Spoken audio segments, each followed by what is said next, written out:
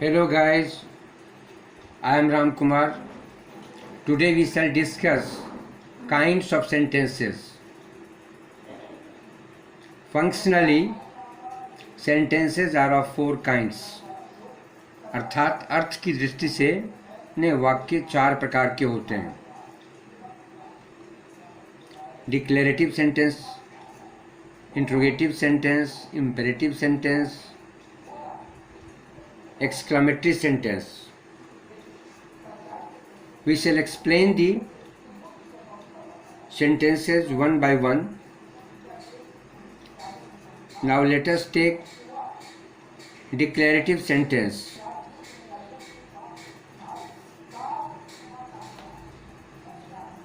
A sentence that makes a statement is called a declarative sentence. जैसा कि नाम से ही स्पष्ट है, यह डिक्लेरेशन होता है. हम कुछ डिक्लेयर करते हैं, घोषणा करते हैं. It declares something, it describes something. ऐसे वाक्य में हम किसी चीज़ का वर्णन प्रस्तुत करते हैं.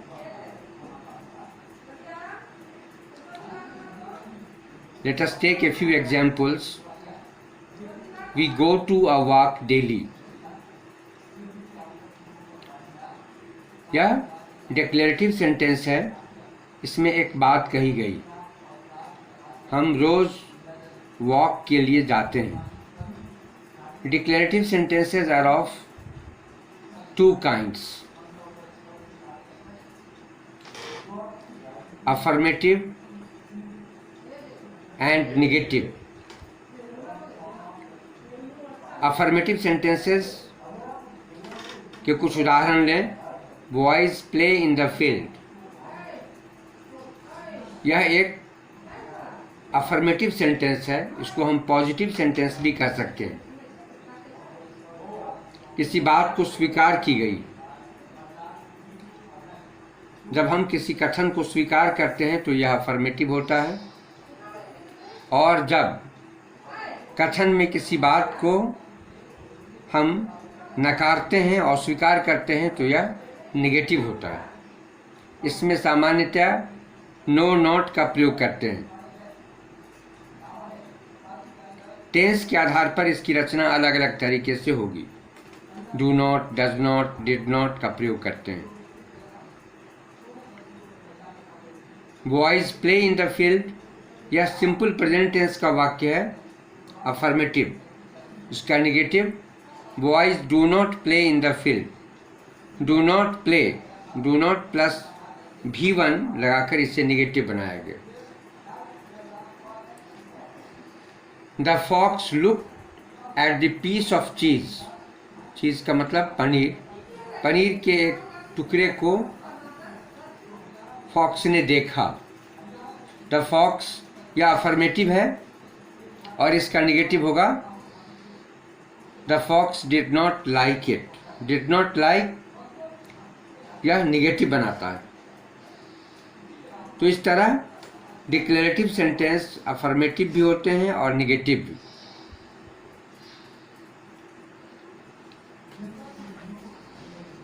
Now come to interrogative sentences. अब हम इंट्रोगेटिव सेंटेंस की चर्चा करें. A sentence that enquires about something is called an interrogative sentence. वह सेंटेंस जो किसी के बारे में जिज्ञासा करता है,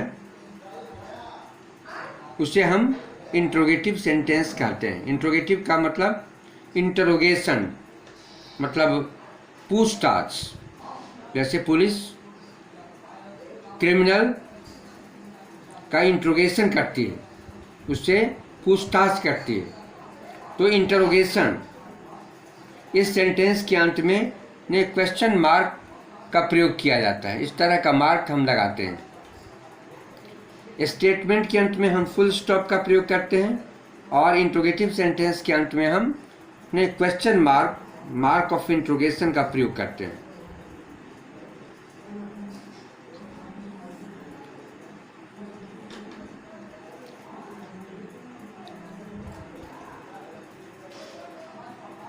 डू यू लाइक स्टोरीज?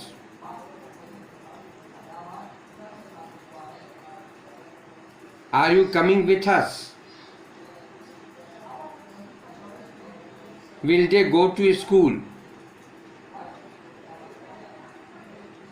ये सभी इंट्रोगेटिव सेंटेंस हैं और ऐसे इंट्रोगेटिव सेंटेंस का उत्तर यस नो में दिया जा सकता है। ऐसे प्रश्न को हम, ऐसे इंट्रोगेटिव क्वेश्चन को हम यस नो क्वेश्चन कहते हैं। यस नो क्वेश्चन,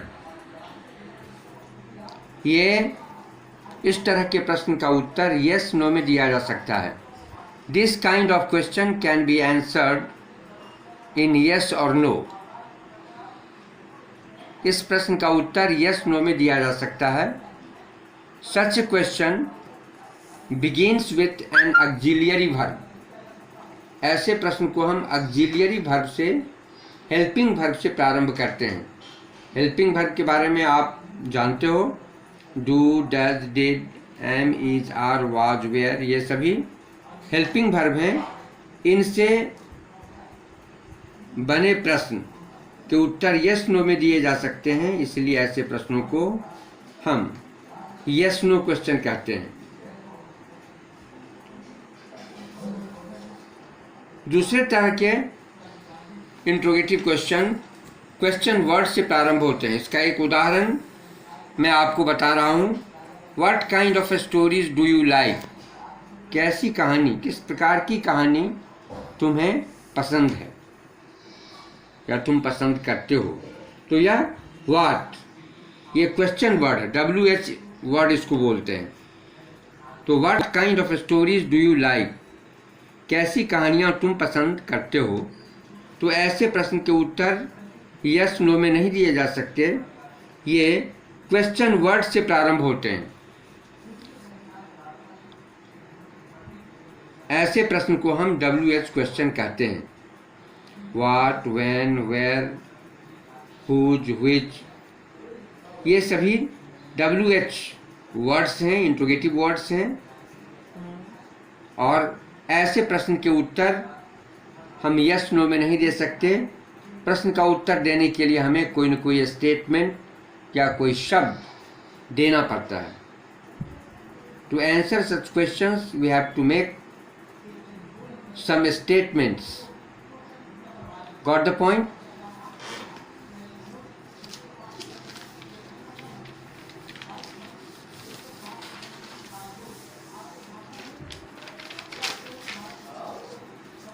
अब हम लोग WH क्वेश्चंस के कुछ और उदाहरण लेंगे।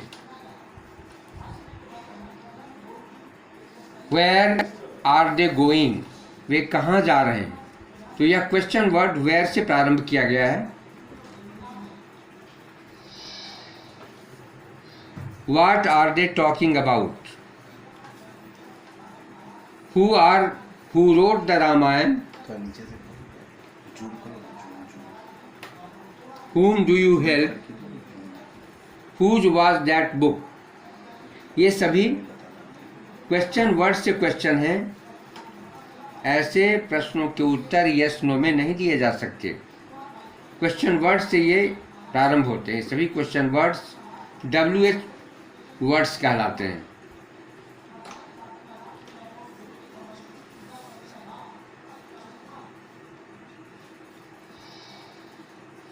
इंट्रोगेटिव सेंटेंस के अंत में क्वेश्चन मार्क का प्रयोग किया जाता है। ये इस प्रकार के चिन्ह का प्रयोग हम करते हैं। Since most of the question words what, when, where, who, whose, when, why begin with WH, such questions are often referred to as WH questions। ऐसे प्रश्नों को हम WH क्वेश्चंस कहते हैं। These questions cannot be answered in yes or no। ऐसे प्रश्नों के उत्तर हम yes no में नहीं दे सकते। Some statement has to be made to answer them। ऐसे प्रश्नों के उत्तर के लिए हमें कोई स्टेटमेंट देना होता है। तो इस तरह बच्चों तुम WH क्वेश्चन के बारे में समझ गए होगे। अब हम तीसरे प्रकार के वाक्य की चर्चा करेंगे। तीसरे प्रकार के वाक्य को इंपेरेटिव सेंटेंस कहते हैं। इंपेरेटिव सेंटेंस एक्सप्रेसेस ए कमांड, रिक्वेस्ट और एडवाइस। वह वाक्य ने जिसके द्वारा कमांड, रिक्वेस्ट और एडवाइस दर्शाया जाता हो, ऐसे वाक्य को हम इंपेरेटिव सेंटेंस कहेंगे। ऐसे वाक्य के द्वारा हम आदेश, रिक्वेस्ट, निवेदन, अनुरोध और एडवाइस व्यक्त करते हैं, सलाह। ऐसे प्रश्न, ऐसे वाक्य के शुरू में वर्ब का प्रयोग किया जाता है। Leave the room at once, तुरंत कमरे को ने छोड़कर चले जाओ। यह क्या है? कमांड है।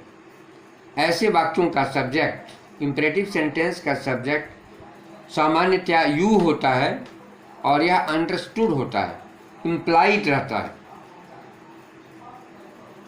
यू को हम अनएक्सप्रेस्ड रखते हैं, अर्थात you leave the room at once ने आप तुरंत कमरे को छोड़कर चले जाओ। तो यह क्या है? कमांड है। ओपन द विंडो प्लीज, यह भी वर्ब से ही शुरू हो रहा है, लेकिन वाक्य के अंत में प्लीज का प्रयोग किया गया है। प्लीज हम ने वाक्य के प्रारंभ में भी रख सकते हैं।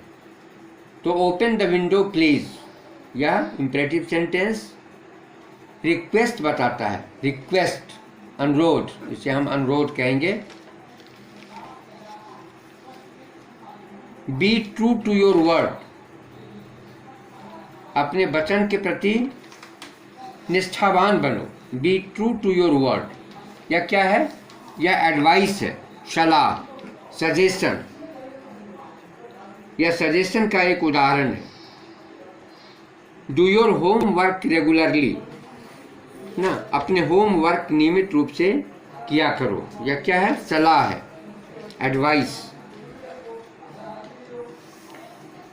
अब यहाँ ध्यान देने की आवश्यकता है, an imperative sentence can be affirmative और नेगेटिव। इंपेरेटिव सेंटेंस भी स्टेटमेंट की तरह अफर्मेटिव और नेगेटिव हो सकता है। नेगेटिव बनाने के लिए हम वर्ब के पहले डोंट का या डू नॉट का प्रयोग करेंगे। Let us take an example. Discuss this issue with your friends, इस इशू को, इस मसले को अपने दोस्तों के साथ डिस्कस कर लो। तो यह अफर्मेटिव है। This imperative sentence is affirmative in nature. Don't discuss this issue with your friends, यह क्या है? निगेटिव है। यह in an imperative sentence the subject is always you, which is usually unexpressed. Imperative sentence में subject ने सामान्यतया you होता है और यह अनएक्सप्रेस्ड रहता है। इसे हम स्पष्ट रूप से नहीं लिखते।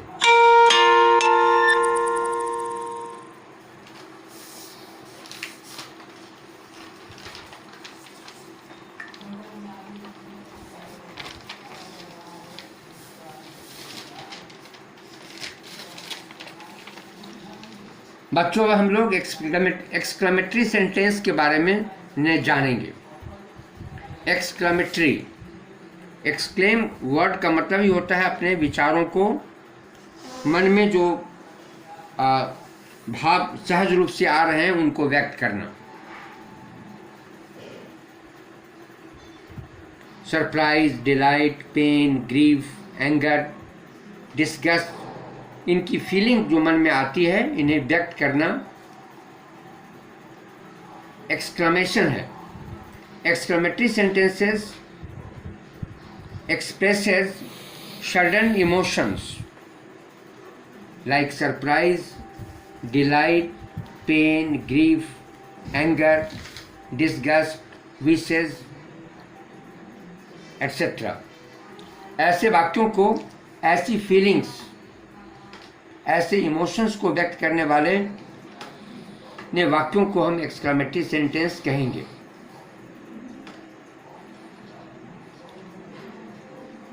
What a witty answer she gave। अब ऐसे ने प्रश्नों के अंत में हम साइन ऑफ एक्सक्लेमेशन का प्रयोग करते हैं, इसका प्रयोग करेंगे। एक्सक्लेमेटरी सेंटेंस के अंत में हम ने साइन ऑफ एक्सक्लेमेशन का प्रयोग करते हैं। ऐसे वाक्यों की रचना उन तीनों से बिल्कुल अलग है।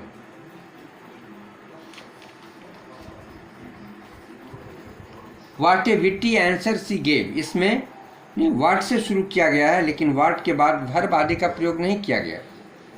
व्हाट ए विट्टी आंसर, कैसा बुद्धिमत्तापूर्ण जवाब उसने दी। What a witty answer she gave. What a beautiful flower, what के बाद हम किसी नाउन का या एडजेक्टिव प्लस नाउन का प्रयोग करते हैं। व्हाट के बाद ने जनरली किसी नाउन का प्रयोग करते हैं। व्हाट, व्हाट ए साइट, कैसा दृश्य। तो यह क्या है, कोई दृश्य बहुत सुंदर है तो अकस्मात हमारे मन से निकल उठता है कैसा दृश्य, कितना सुंदर दृश्य, कितना सुंदर फूल। तो यह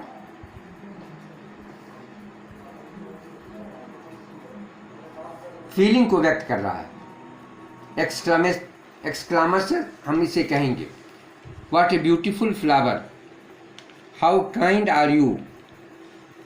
हाउ से भी हम इसको शुरू करते हैं, तो हाउ के बाद जनरली एडजेक्टिव का प्रयोग किया जाता है। How plus adjective.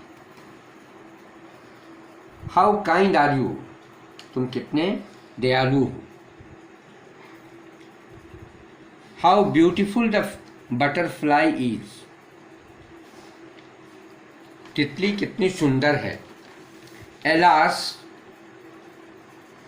He died so young, alas का प्रयोग हम दुख व्यक्त करने के लिए, ग्रीफ व्यक्त करने के लिए करते हैं।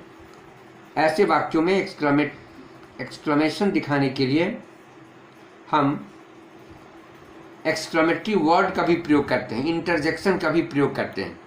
डिफरेंट फीलिंग्स को व्यक्त करने के लिए डिफरेंट इंटरजेक्शंस का प्रयोग किया जाता है। एलास एक इंटरजेक्शन है और यह सौरों को व्यक्त करता है। एलास ये सौरों को व्यक्त कर रहा है। तो alas he died so young, बड़े दुख की बात है कि वह यंग स्टेज में ही इस दुनिया से चल बसा। O that I were young again, यह इच्छा को व्यक्त कर रहा है। काश मैं ने फिर यंग होता, फिर से यंग हो जाता। If only I had a strong financial support, ने काश मुझे ने फाइनेंशियल सपोर्ट मिलता। हाउ के बाद हम ने एडवर्ब का भी प्रयोग कर सकते हैं। हाउ प्लस एडवर्ब भी दिया जा सकता है। How cleverly did he handle the situation, कितनी चतुराई से उसने परिस्थिति से निपटा। हाउ क्लेवरली, हाउ के बाद एडवर्ब का प्रयोग किया गया है। How cleverly did he handle the situation, present past दोनों ही में, फ्यूचर में भी हम एक्सक्लेमेशन को व्यक्त कर सकते हैं। तो क्वेश्चन हाउ प्लस एडवर्ब के बाद वाले स्ट्रक्चर में हम टेंस को दर्शा सकते हैं, प्रेजेंट पास्ट फ्यूचर को। How cleverly does he handle the situation, यह प्रेजेंट हो गया। How cleverly did he handle the situation ने पास्ट को व्यक्त कर रहा है। How thrilling the final match was, final match कितना रोमांचक था। तो ये सभी ने हमारे फीलिंग्स को व्यक्त करते हैं। In a nutshell, how takes an adjective और एडवर्ब, हाउ के बाद हम ने एडजेक्टिव एडवर्ब का प्रयोग करते हैं। और व्हाट के बाद नाउन का प्रयोग किया जाता है। ऊपर बताए गए एग्जाम्पल्स में यह स्ट्रक्चर देखा जा सकता है। और कभी कभी हम एक्सक्लेमेटरी सेंटेंस केवल एक वर्ड के द्वारा भी व्यक्त करते हैं, इसे हम शॉर्ट एक्सक्लेमेशन कहते हैं। इसे वर्बल शॉर्ट हैंड भी कहा गया है। मार्वेलस, किसी को ने बहुत अच्छे ढंग से सज धजकर ने बैठे हुए देखकर हम बोल उठते हैं मार्वेलस। यह एक ही वर्ड है, लेकिन यह हमारी फीलिंग को व्यक्त कर रहा है, हमारे अंदर की खुशी को दर्शाता है। यह ने शॉर्ट एक्सक्लेमेशन कहलाएगा। सुपर्ब, किसी के अच्छे परफॉर्मेंस की तारीफ करने के लिए हम सुपर्ब वर्ड का प्रयोग करते हैं। यह एक ही वर्ड है, मगर यह एक सेंटेंस के समान है। एक सेंटेंस के द्वारा जो हम फीलिंग व्यक्त करेंगे वह एक वर्ड के द्वारा व्यक्त किया जा सकता है। इसे हम है ना शॉर्ट एक्सक्लेमेशंस कहेंगे। इसे वर्बल शॉर्ट हैंड भी कहा गया है।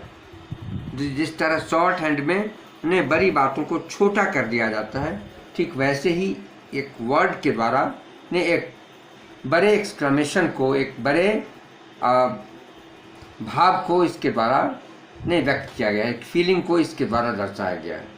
तो exclamatory sentences and with A mark of exclamation. Exclamatory sentence के अंत में हम है ना एक्सक्लेमेशन मार्क का प्रयोग करते हैं। इस तरह ने काइंड्स के बारे में फंक्शनली सेंटेंस के जो 4 प्रकार हैं, इनके बारे में आपको बताया गया।